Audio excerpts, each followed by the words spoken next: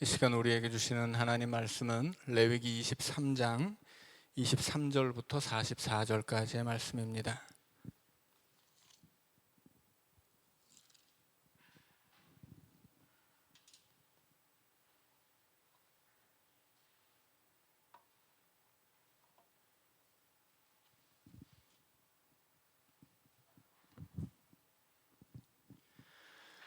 레위기 23장 23절부터 44절까지 말씀입니다.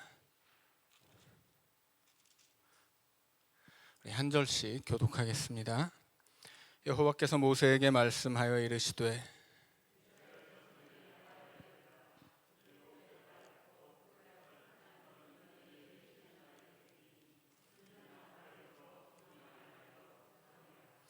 어떤 노동도 하지 말고 여호와께 화제를 드릴지니라. 일곱째 달 열흘날은 속죄일이니 너희는 성회를 열고 스스로 괴롭게 하며 여호와께 화제를 드리고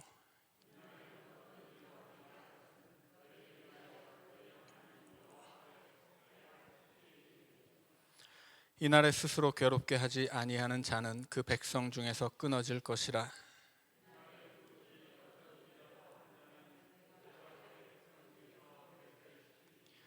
너희는 아무 일도 하지 말라. 이는 너희가 거주하는 각 처에서 대대로 지킬 영원한 규례니라.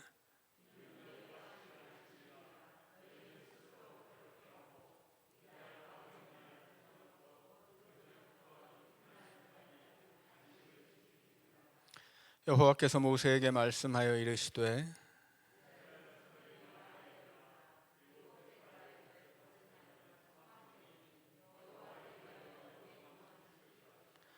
첫날에는 성회로 모일지니 너희는 아무 노동도 하지 말지며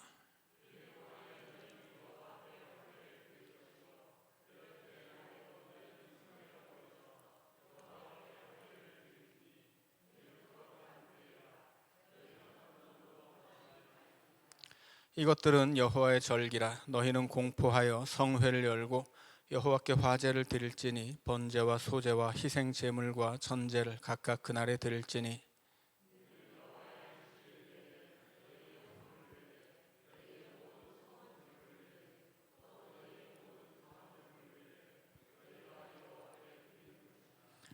너희가 토지 소산 거두기를 마치거든 일곱째 달 15날부터 이래 동안 여호와의 절기를 지키되 첫날에도 안식하고 여덟째 날에도 안식할 것이요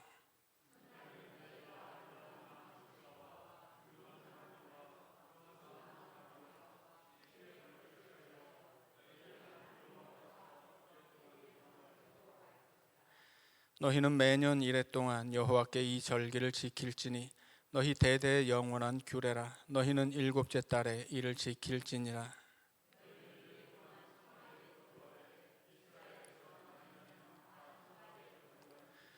이는 내가 이스라엘 자손을 애굽 땅에서 인도하여 내던 때 초막에 거주하게 한 줄을 너희 대대로 알게 함이니라. 나는 너희의 하나님 여호와이니라.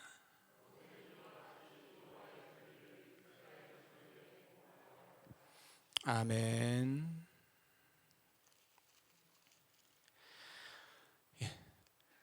레위기 23장을 읽었는데 지난 시간에도 읽었고 이제 오늘까지 읽었습니다. 지난 시간에 22절까지 읽었지만 그 앞에서 22절까지 다 우리가 내용을 살펴보지는 못했고요. 지난 시간에 읽었던 데서부터 다시 한번 또 시작을 해서 오늘은 23장 전체를 통해 구약시대는 어떤 절기를 지켰는가 살펴보려고 합니다. 자, 그런데 이제 우리가 먼저 알아야 할 것은 23장이 뭘 누구에게 말하고 있느냐입니다. 그러니까 지금 레위기 23장은 여러 가지 절기를 이야기하는데 이 절기를 가르쳐주는 목적 자체는 거룩하라는 것입니다. 그러니까 이스라엘 백성들의 거룩을 위해서 절기를 가르쳐주는 것입니다. 그리고 말씀드렸지만 구약시대에는 예배가 제사라고 그랬죠. 제사는 제사장들이 드리는 겁니다. 그래서 일반 백성들은 제사에는 참여할 수 없었다라고 하는 것을 우리가 알고 있어야 됩니다. 그러면 일반 백성들은 제사장들이 제사를 드릴 때 집에서 가만히 있었느냐? 그렇지 않지요. 백성들은 백성들 나름대로 그 제사에 참여하는 방식이 있었습니다. 대표적으로 안식일이 되면 이스라엘 백성들은 날마다 드리는 상 번제 외에 안식일이기 때문에 드리는 안식일 전용 제사가 있습니다. 그때 백성들은 자기 처소에 앉아 있어야 됩니다. 그러니까 오늘 23장 3절이나 뭐 여러 가지 그 절기에 대해서 나올 때 너희가 거주하는 각 처에서 지킬 여호와의 안식일이다, 뭐 이렇게 이야기합니다. 그러니까 각 처는 어디예요? 이 말씀을 듣고 있는 백성들의 집입니다. 백성들이 저마다 자기 집에서 지키는 것이다, 그렇게 이야기하는 거예요. 그러니까 성전에서 제사장들이 제사를 드릴 때 백성들은 뭐 합니까? 집에서 지키는 거예요. 뭘 지킵니까? 그들은 제사장들처럼 제사를 드릴 수는 없어요. 그런데 집에서 뭐 합니까? 집에서 일 안 하고 가만히 있는 것입니다. 이 일을 안 하고 가만히 있는 게 굉장히 중요한 일이기 때문에 지난 시간에 굉장히 좀 자세하게 길게 설명을 드렸어요. 오늘날처럼 누구나 일할 수 있고 또 뭐 누구나 일하기 때문에 그저 좀 쉬는 것과는 전혀 다른 개념이라고 말씀을 드렸죠. 이 시대에는 일을 하지 않으면 굶습니다. 그럼에도 불구하고 하나님이 안식일에는 일하면 안 돼라고 못을 박으셨어요. 그래서 안식일이기 때문에 일을 하지 않고 쉰다는 것은 그래, 하나님이 나를 먹여주시겠지라고 하나님을 굳세게 신뢰할 수 있어야만 할 수 있는 일입니다.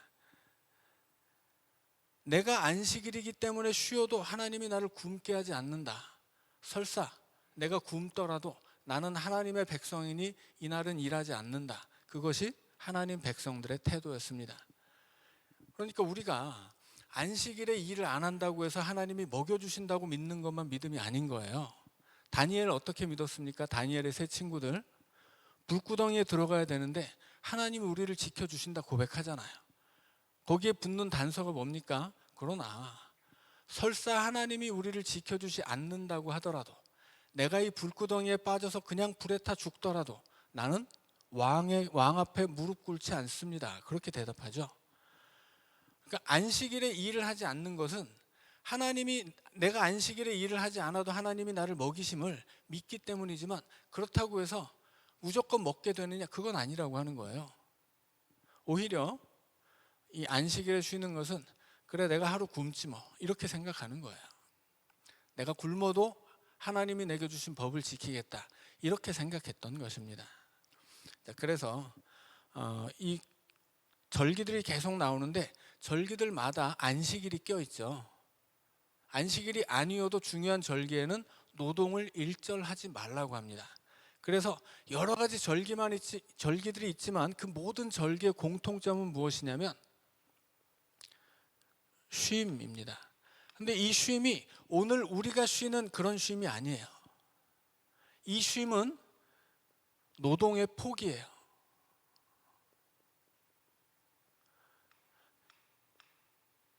그 시대의 노동은 무엇이냐면 생계입니다. 곧 그 하루의 생계를 포기하는 거예요. 그래서 하나님이 이 모든 절기를 통해서 공통적으로 명령하시는 사항 하나가 있는데 쉬는 거라, 쉬어라 라고 하는 것입니다. 그리고 이 쉰다라고 하는 것은 오늘날 우리가 잠깐 쉬는 것과는 전혀 질적으로 다른 쉼이라는 것을 말씀드렸습니다. 자, 이제 지난 시간에 이어서 이스라엘 백성들이 구약 시대에 지켰던 이제 절기들을 하나하나 살펴보도록 하겠습니다. 자, 제일 처음에는 이제 23장 처음에 안식일이 나왔죠. 매 7일 맞이하는 날 안식일입니다. 그리고 그 다음에 나오는 절기가 유월절과 무교절이었습니다. 유월절은 1월 15일이었죠. 자, 1월 15일인데 유대인들은 저녁부터 날이 시작되기 때문에 14일 저녁부터 지킵니다. 그러니까 14일 저녁이 되면 15일이라고 말씀을 드렸죠. 자, 그래서 1월 15일이 유월절이라면 1월 16일부터는 무교절입니다. 그런데 16일부터 7일을 지킵니다. 자, 그래서 7일을 지키면 어떻게 됩니까? 7일째는 21일째가 되겠죠. 6, 7, 8, 9, 10, 11, 12, 22일이죠. 22일이네. 근데 이날이 6월절이고 22일이 되면 또 안식일이 되죠. 이날은. 자, 그래서 이걸 합쳐가지고 그냥 전체적으로 6월절 이렇게 불렀습니다. 그리고 이거를 그냥 다 합쳐서 무교절 이렇게 부르기도 했어요. 이 무교절에서 무교는 누룩을 넣지 않는 날이라고 말씀드렸죠. 자, 그리고 이날이 이제 6월절이 다 끝난 안식일이 되면 이제 6월절 모든 기간은 끝납니다. 그리고 그러면 9절이 이야기나는 첫 이삭 한 단을 바치는 절기가 됩니다. 이것을 이제 초실절이라고 불러요. 그러니까 안식일 다음 날이니까 일요일이겠죠. 초실절은 무교절이 끝난 그 다음 일요일부터 시작됩니다. 이날은 뭘 하냐면 이스라엘 안에서 그 북쪽의 평야에서 가장 북쪽에 가장 먼저 보리가 있는 지역에서 보리 한 단을 수확해서 가져옵니다. 어디로 가져오겠어요? 성막으로 가져오죠. 하나님 앞에 그 보리를 빻아서 이제 곡식 제사를 드립니다. 그것을 초실절이라고 불렀습니다. 이 초실절에 추수하는 곡식은 뭐예요? 보리입니다. 지난주에도 말씀드렸지만 이스라엘에서는 두 가지 곡식을 재배한다고 말씀드렸죠. 보리, 밀입니다. 근데 보리가 더 먼저 있고 밀은 나중에 익어요. 그래서 먼저는 보리를 수확하는 초실절입니다. 그래서 무교절이 끝난 안식일 다음 날에는 초실절을 지켜요. 그리고 이날은 보리를 수확합니다. 그런데 이 초실절이 되었을 때 이 지금 절기들은 이스라엘 백성들이 지키는 방식을 설명하는 것이라고 말씀드렸죠. 이 초실절에 곡식을 가져오면 제사장들은 그걸 받아서 제사를 드려요. 그럼 백성들은 뭘 하느냐? 라고 할 때, 자, 14절에 보면 너희는 너희 하나님께 예물을 가져오는 그날까지, 예물을 가져오는 그날이 언제입니까? 초실절이에요. 초실절까지 떡이든지 볶은 곡식이든지 생이삭이든지 먹지 말지니. 이게 뭘 바치는 날이라고요? 처음 거둔 보리를 바치는 날입니다. 그런데 우리나라에서도 보리를 거둘 때쯤을 뭐라고 불러요? 보리고개라고 불렀죠. 보리를 거둘 때쯤이면 이제 그 전에 거두었던 곡식은 떨어지게 돼 있어요. 더군다나 그 옛날에 당연히 그렇겠죠.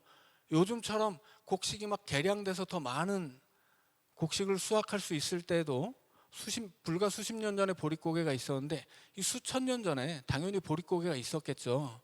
그러면 보리가 익기도 전에 따 먹습니다.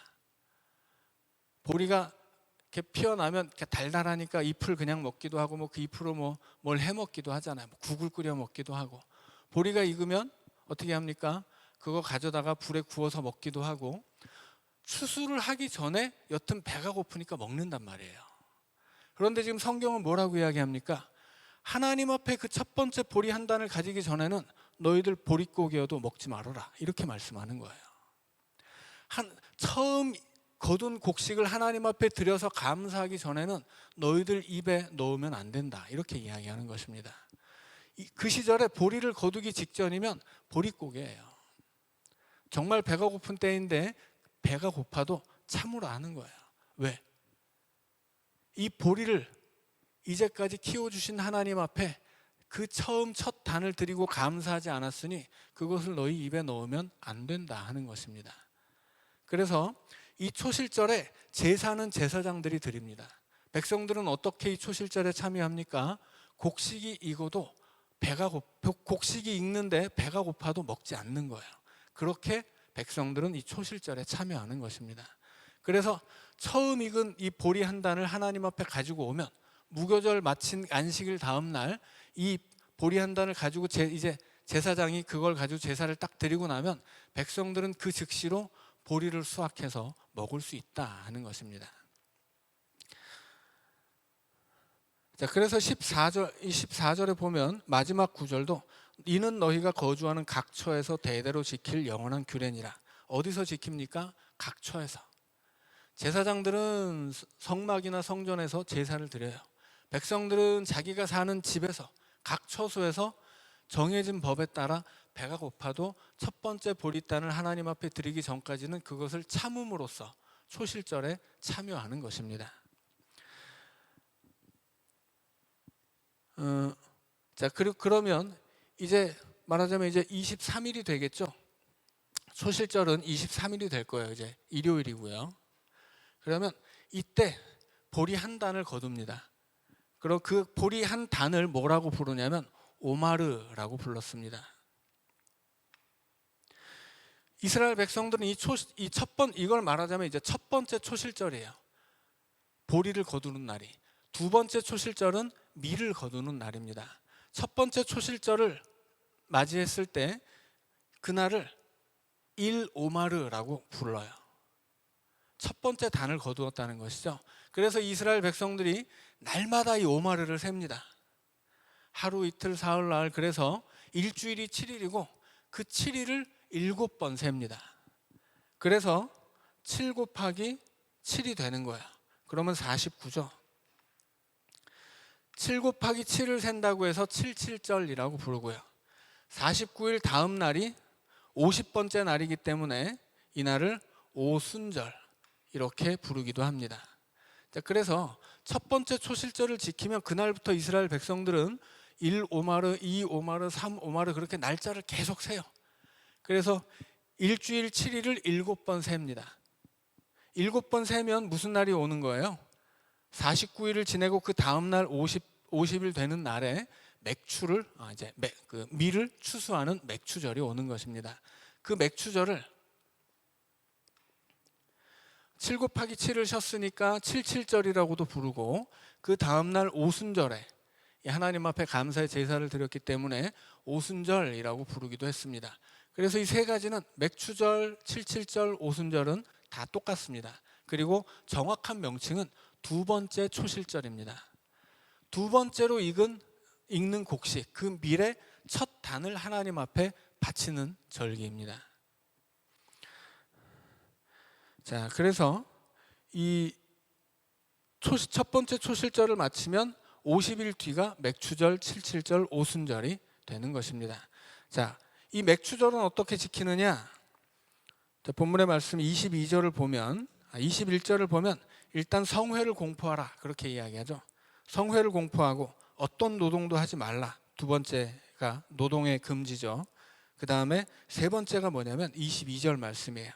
22절 말씀은 너희 땅에 곡물을 벨 때에 반 모퉁이까지 다 베지 말며, 이 모퉁이라는 말이 히브리어로 페아라고 합니다.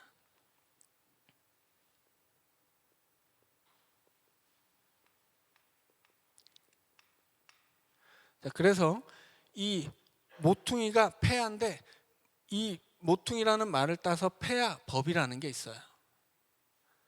오늘 성경이 말하는 대로 모퉁이는 추수하지 않는 거예요. 그것이 페아 법입니다. 모퉁이만 추수하지 않는 것이 아니라 그 다음에 또 해야 될 일이 뭡니까? 떨어진 것을 줍지 말고, 떨어진 것을 주우면 안 돼요. 밀을 거둘 때 여기가 이렇게 밀밭이다 그러면 이 모퉁이는 거둘 수 없습니다. 이 정도만 추수를 해야 되는 거예요. 그리고 추수할 때 단을 이렇게 다 낫으로 잘라서 단을 거둘 거 아니에요.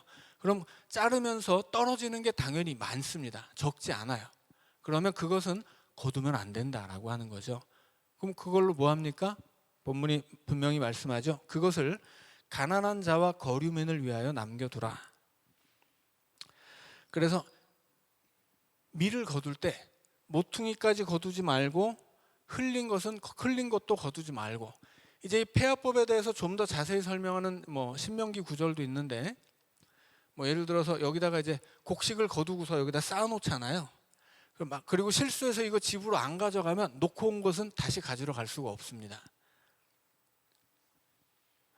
이것은 나무의 열매를 딸 때도 마찬가지예요.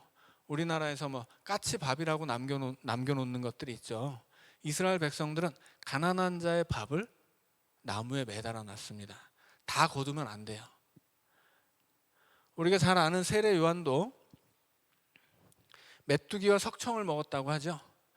메뚜기 말씀드린 것처럼 돼지 사료로 쓰는 주엽나무 열매를 하브루라고 불렀는데 메뚜기가 하브루예요.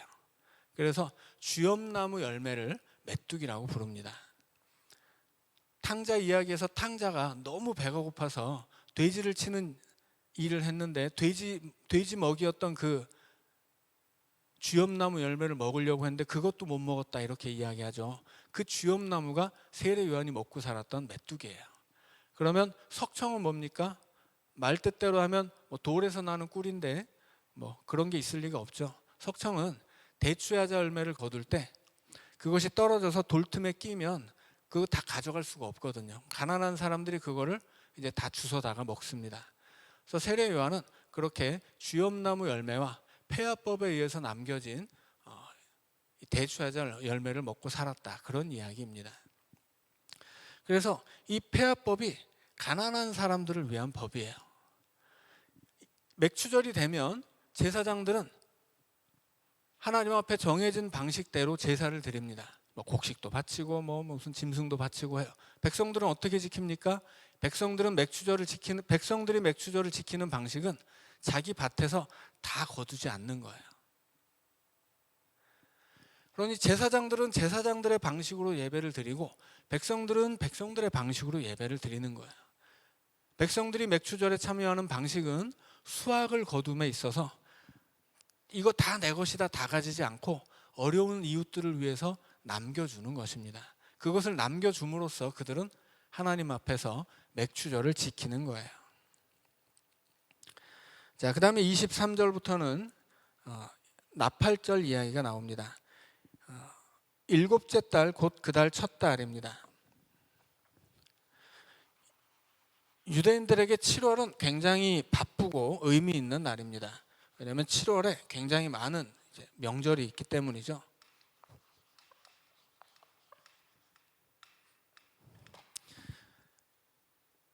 자, 7월 1일이 되면 이날은 나팔절이에요. 왜 나팔절이라고 부르냐면 나팔을 불기 때문에 나팔절입니다. 이날은 민간력으로 새해 첫날이에요. 우리나라에도 우리도 2022년 1월 1일이 새해였지만 얼마 있다가 음력으로 또 새해를 지키죠. 똑같아요. 지금 여기서 7월 1일이라고 부르는 것은 종교력이에요.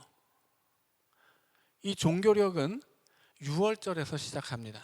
출애굽기에서 하나님이 출애굽하는 백성들에게 본래 그들이 가지고 사용하던 달력이 있었는데, 자, 좋아, 오늘부터는 이 너희들이 애굽을 떠나는 6월절을 한 해의 첫 달로 한다, 이렇게 하나님이 정해버렸어요.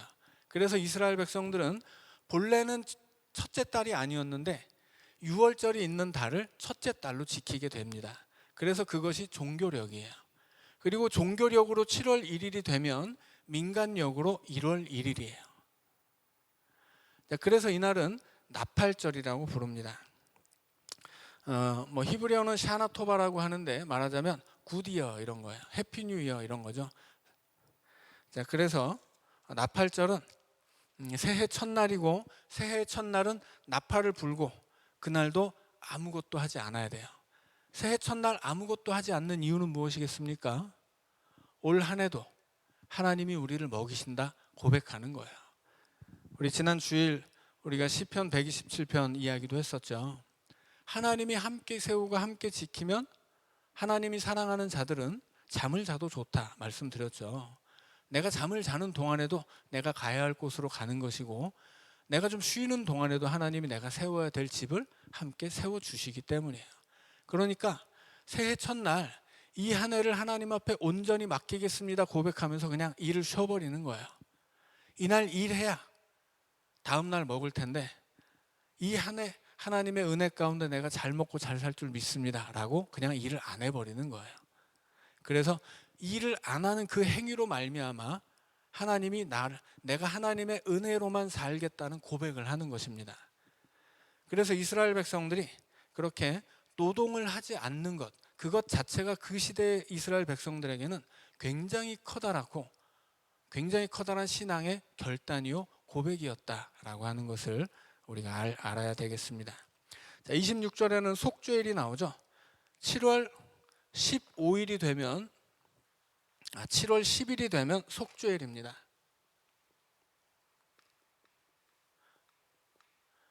자, 이 속죄일에 대해서는 우리가 더 자세히 설명할 수 없을 만큼 많이 설명을 했기 때문에 특별히 더 설명하지 않겠습니다. 자, 다만 속죄일을 백성들이 어떻게 지키느냐라는 그 부분만 좀 확인을 하죠. 자, 일단 28절을 보면, 27절을 보면 일곱째 달 열흘날은 속죄일이니 너희는 성회를 열고, 자, 이날도 성회를 여는 날이죠. 성회는 말하자면 오늘 우리로 치면 예배죠. 근데 그 예배는 제사장들이 드린다고 말씀드렸죠. 일반 백성들이 이 성회에 참여할 수가 없습니다. 아닌 말로 해서 지금 이 레위기에서 성회를 어디서 지키겠습니까? 성막이죠. 아주 작은 천막이에요. 그 작은 천막 안에 지금 애굽에서 나온 200만이 넘는 백성들이 다 모일 수가 있겠습니까? 못 모여요. 물리적으로 불가능합니다. 그래서 이스라엘을 대표하는 제사장, 각 지파를 대표하는 장로들, 그들이 이스라엘을 대표해서 말하자면 요즘 대의 정치를 하듯이 대의 예배를 드리는 거예요. 그럼 이스라엘 백성들은 자기 집에 앉아가지고 또 자기 나름대로 지키는 방법이 있는 거죠. 그게 뭡니까? 그것이 스스로 28절에 보면 어떤 일도 하지 않는 것입니다. 첫 번째가. 그리고 두 번째는 스스로 괴롭게 하는 거예요. 스스로 괴롭게 하는 게 뭡니까? 대표적으로는 금식이죠. 밥을 안 먹는 거예요. 그 다음에 여러 가지 있어요. 밥을 안 먹는 것뿐만이 아니라 부부간에 동침을 하지 않는 것도 있고, 이날은 목욕을 하지 않는 것도 있습니다. 그리고 여러 가지 일들이 있죠. 그러니까 내 육신의 어떤 그 만족함을 누리지 못하도록 강제하는 거예요. 왜 그렇게 해야 되겠습니까? 이날은 속죄하는 날이기 때문에 그래요. 내 죄를 하나님 앞에 고백하는 날이기 때문에 하나님 앞에 금식을 비롯해서 고행을 하는데, 왜 이걸 하냐면 결국 사람이 죄를 짓는 이유는 뭐예요? 죄를 짓는 이유를 신약 성경은 욕심에서 출발한다고 말씀하죠. 욕심이 죄를 잉태하는 거예요. 근데 그 욕심이라고 하는 게 뭐예요? 욕심이라고 하는 것은 내 육체적인 욕구를 채우는 것입니다. 욕심이 어디에서 출발하냐면 육체적인 욕구에서 출발하는 거예요. 그리고 육체적인 욕심, 그런 거죠. 그래서 그 내 육체를 괴롭게 하는 거예요. 육체를 괴롭게 하면서 내가 죄짓지 않겠다, 그렇게 결심하는 날이 속죄일입니다. 그래서 속죄일에 제사장들은 속죄일에 합당한 제사를 드리고 성회로 모여서 예배를 드리지만, 일반 백성들은 다 자기 집에 앉아서 그래, 내가 세상에서 많이 가지려고 죄지었으니까 오늘은 내가 일 안 하겠다, 내가 먹을 것도 내가 가지지 않겠다, 내가 좋은 옷도 입지 않고 내가 목욕도 하지 않고 그렇게 나 자신을 괴롭히면서 내가 죄짓지 않겠다고 결단하는 날이 속죄일이었습니다. 자, 15일이 되면 7월 15일이 되면 이날은 초막절입니다. 이날은 장막절, 수장절 이렇게도 부르는데 다 똑같은 말이죠. 초막절을 초막절이라고 부르는 이유는 초막에 살기 때문이에요. 이 초막절은 우리로 치자면 감사절입니다. 그런데 늘 말씀드리지만 추수감사절은 추수를 감사하는 날 아니죠. 감사를 추수하는 날이에요. 그것은 이스라엘도 마찬가지입니다. 추수를 감사한다는 것은 내가 농사지어서 많이 거두든 적게 거두든 그 가진 것에 대한 감사잖아요. 그러니까 이런 것은 좋지 않은 감사입니다. 우리는 추수를 하고 나서 감사를 추수해야 돼요. 감사를 추수한다는 건 뭐예요? 내가 가지지 못한 것도 감사로 거두어 드린다는 거예요.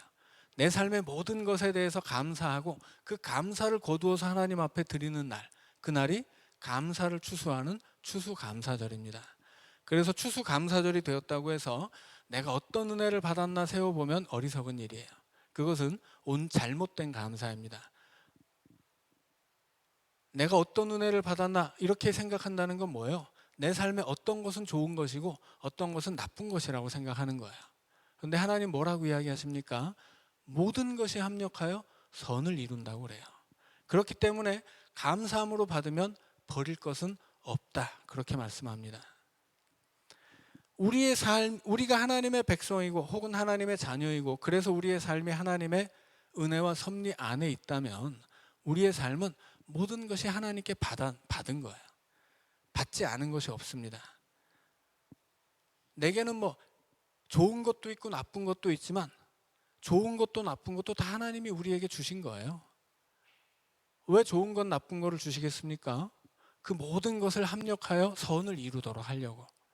예를 들어서 집을 지을 때 뭐 나무만 있겠습니까? 돌만 있겠습니까? 여러 가지 재료가 있잖아요. 어떤 것은 단단하고 어떤 것은 무겁고 어떤 것은 날카롭고 어떤 것은 약하고 굉장히 다양한 재료가 필요하단 말이에요. 그 많은 다양한 재료가 있어야만 좋고 아름다운 집을 지을 수 있는 거예요. 유리창이 돌처럼 단단한 거 보셨어요? 아니죠. 유리창은 돌 맞으면 깨져요. 집에는 그런 부분도 있는 거예요. 사람의 삶에는 그렇게 약한 부분도 있어야 된다는 거예요.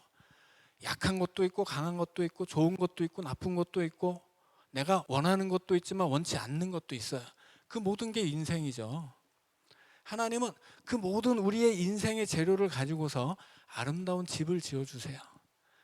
그 재료가 좋든 나쁘든 내가 집을 지으면 어떻게 되겠습니까?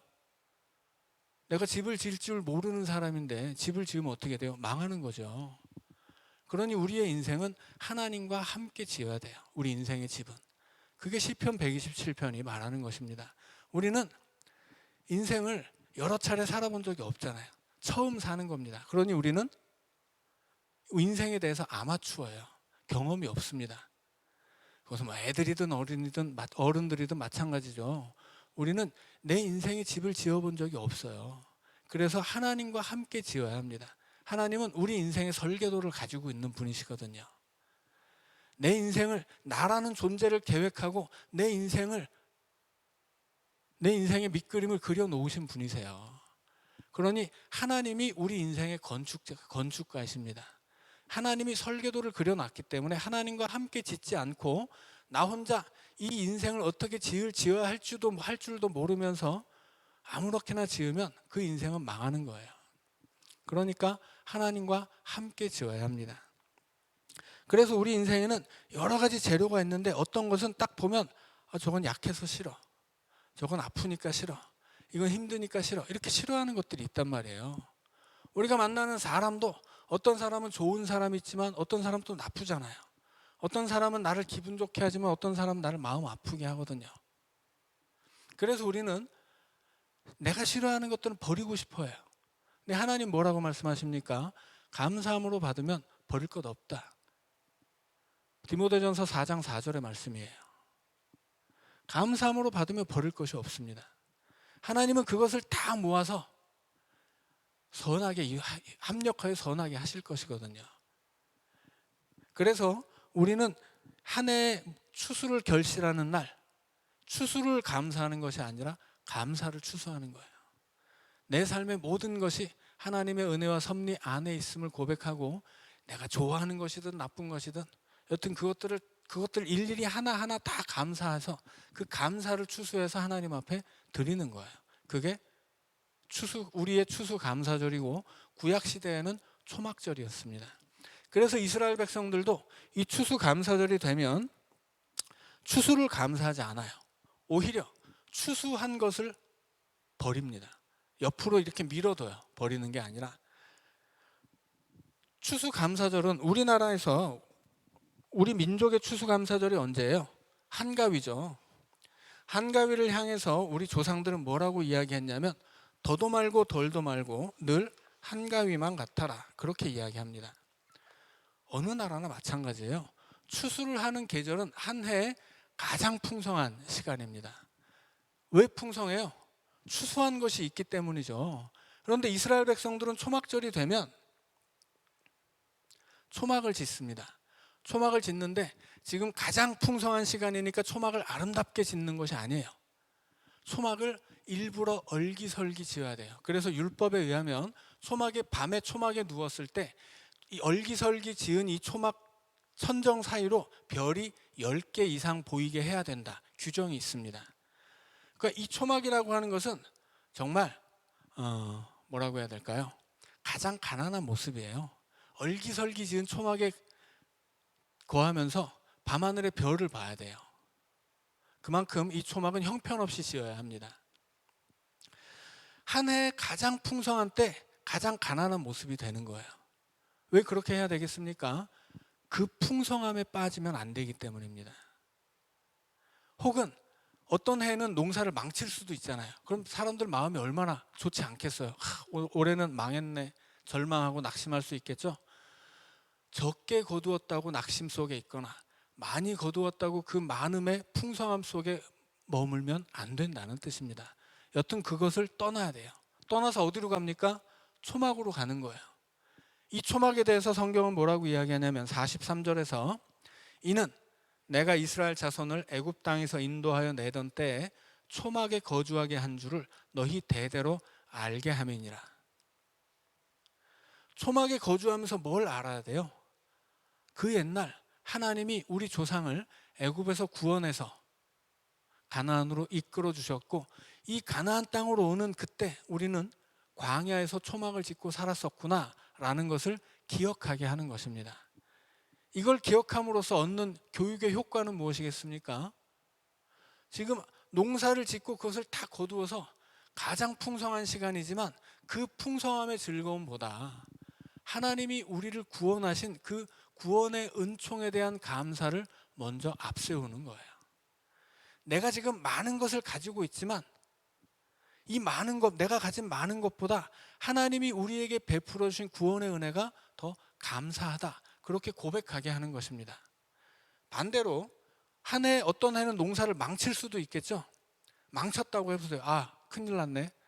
이제 다음 초막절에 농사 지을 때까지, 농사한 거 거둘 때까지 우리 뭐 먹고 살지? 걱정이 되겠죠.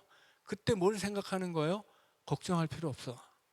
그 옛날 우리가 애굽에서 그렇게 노예로 고생하고 있을 때 하나님이 우리를 구원해 주셨잖아. 그 구원의 은혜를 기억하니 이 한 해 농사를 망쳤어도 우리는 하나님의 은혜로 살 수 있어. 이것을 고백하게 하는 것입니다. 그래서 그 한 해의 농사를 성공했든 실패했든 그 농사의 결과를 떠나는 거예요. 농사의 결과를 떠나서 어디로 갑니까? 하나님 앞으로 가는 것입니다. 하나님 앞에 가서 그 옛날 하나님이 우리를 구원해 주셨던 그 시절 그 모습으로, 마치 그 옛날의 이야기가 아니라 오늘 내가 애굽을 떠난 그 출애굽의 백성인 것처럼, 오늘 내가 하나님이 날마다 만나를 내려주셨던 그 광야에 살아가는 것처럼 그렇게 초막에 거주하는 날, 그것이 초막절입니다. 그러니까 이스라엘 백성들도 추수감사절에 추수를 감사하지 않아요. 전혀 감사하지 않습니다. 추수는 뭐 많이 거둬도 좋고 적게 거둬도 좋아요. 더 중요한 건 뭐예요? 중요한 것은 내가 적게 거두었든 많이 거두었든 내가 뭘 가졌느냐가 아니라 나는 하나님의 구원의 은혜 안에 있다고 하는 것입니다. 그러니 많이 거두었어도 자랑할 것이 없고 적게 거두었어도 낙심하지 않습니다. 내가 많이 거두었어도 그 기쁨 속에서 하나님을 모른 채 하지 않고 적게 거두었다고 그 슬픔에 갇혀서 하나님에게 원망하지 않는 거예요. 그것이 바로 초막절에 초막에 살아가는, 초막에서 거해야 하는 이유입니다. 그러니까 초막절이 되면 추수절기이기 때문에 제사장들은 제사를 아주 대단하게 지내요.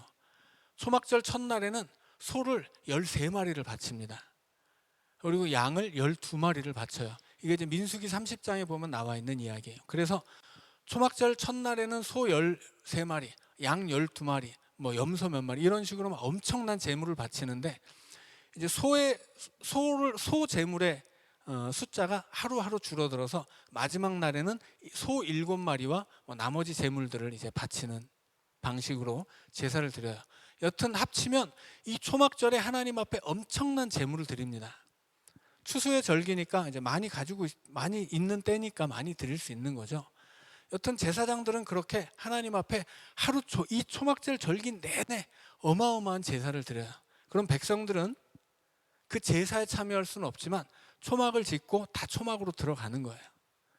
그래서 자기가 추수한 거 옆에다 밀어놓고, 추수한 거 필요 없고 우리는 하나님 은혜가 좋아, 그 옛날 하나님이 우리 민족을 구원해 주셔서 오늘 우리가 이 땅에서 농사짓고 이 땅에서 살아가는 것, 하나님이 우리가 애굽에서 노예로 살아갈 때 거기서 우리를 구원해 주셨고, 시내산에서 우리를 하나님 백성으로 삼아 주셨고, 그 광야에 40년 지나는 동안 날마다 하늘에서 만나를 먹여 주셨으니, 뭐 오늘 내가 많이 먹고 있는 것도 하나님의 은혜요, 적게 거두었어도 다 하나님 먹여 주실 것이다, 여전히 우리는 하나님 은혜 안에 있다, 그렇게 고백하게 했던 것입니다.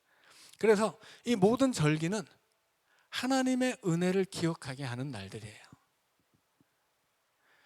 1년에 뭐 계속 절기들이 있어요. 연초부터 6월절도 있고, 뭐 6월절 끝나면 초실절 있고, 초실절 지나면 두 번째 초실절 있고, 또 좀 지나면 뭐 나팔절 있고, 속죄일 있고, 그 다음에 초막절 있고, 이 모든 절기가 어떤 날들이에요? 다 하나님의 능력에 기대게 하고 하나님의 은혜를 기억하게 하는 절기들입니다. 그런데 이렇게 하나님이 절기를 지키라고 하셨는데 나중에 하나님이 좀 딴소리하는 때가 있습니다. 이사야 1장을 한번 펴보시겠어요? 하나님이 어떻게 딴소리를 하시는지 제가 읽어드리겠습니다. 이사야 1장 14절부터 17절까지의 말씀입니다. 제가 읽어드리겠습니다. 내 마음이 너희의 월삭과 정한 절기를 싫어하나니 그것이 내게 무거운 짐이라. 내가 지기에 곤비하였느니라. 하나님이 레위기에서 지금 여러 가지 절기를 말씀하시잖아요. 매 7일 안식일을 지켜야 하고 매달 첫날은 월삭일로 지켜야 합니다.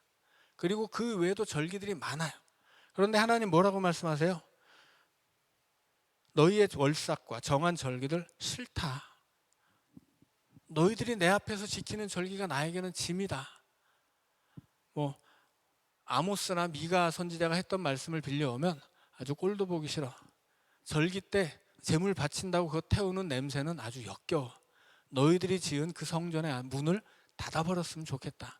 제발 너희들이 절기 좀 지키지 않았으면 좋겠다. 그렇게 말씀하세요. 왜 그렇게 말씀하실까요? 자, 15절 말씀부터 읽어드립니다. 너희가 손을 펼 때 내가 내 눈을 너희에게서 가리고 너희가 많이 기도할지라도 내가 듣지 아니하리니 이는 너희의 손에 피가 가득함이라. 하나님 앞에 제물을 드리는 그 손에 피가 묻어 있어요. 이것은 제물의 피가 아니라 사람의 피입니다. 너희들이 하나님 앞에 절기를 지키고 그 제물을 바치면서 생활 속에서는 남 해치고 남 속이고 등치고 그렇게 얻은 것을 가지고 내 앞에 바치면 내가 그것을 즐겁게 받겠느냐? 그렇지 않다는 말씀이죠. 16절입니다. 너희는 스스로 씻으며 스스로 깨끗하게 하여 내 목전에서 너희 악한 행실을 버리며 행악을 그치고 선행을 배우며 정의를 구하며 학대받는 자를 도와주며 고아를 위하여 신원하며 과부를 위하여 변호하라.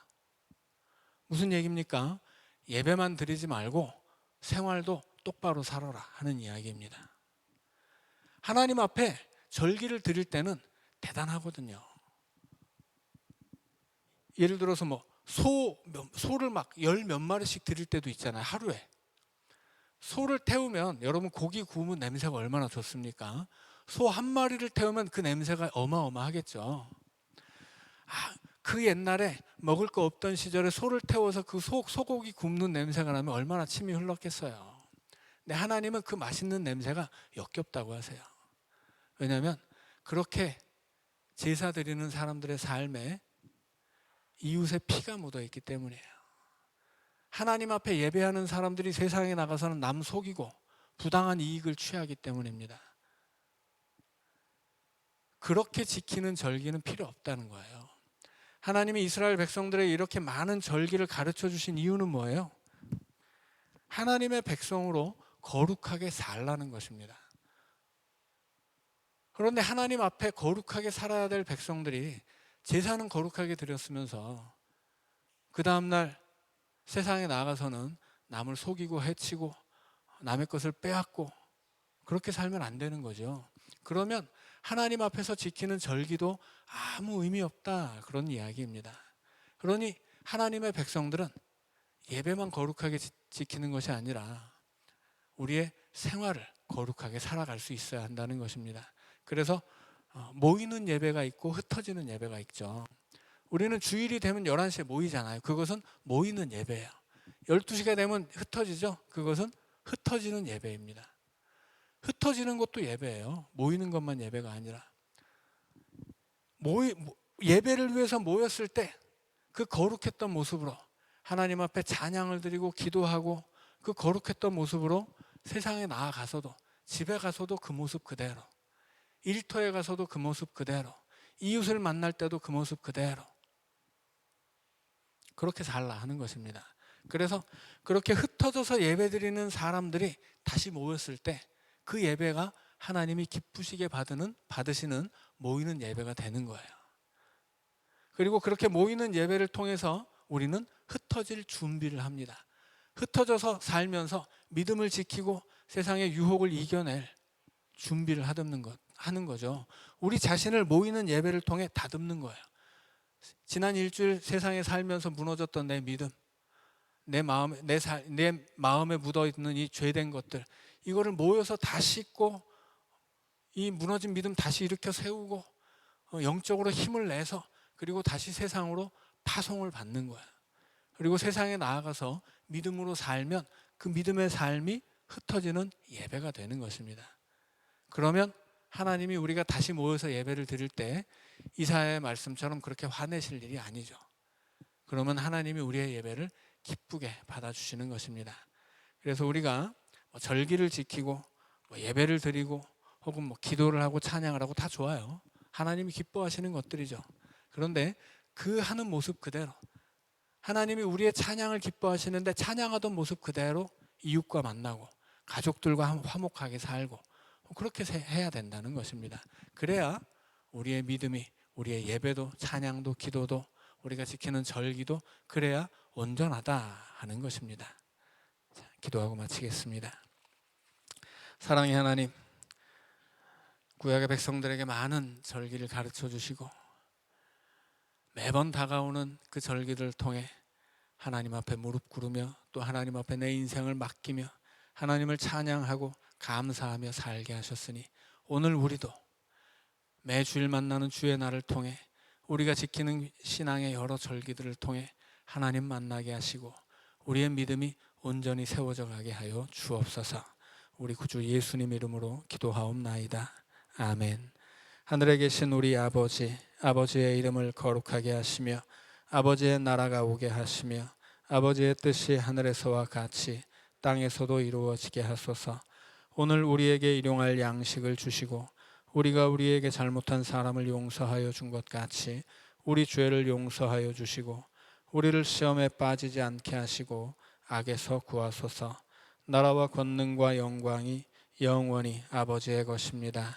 아멘.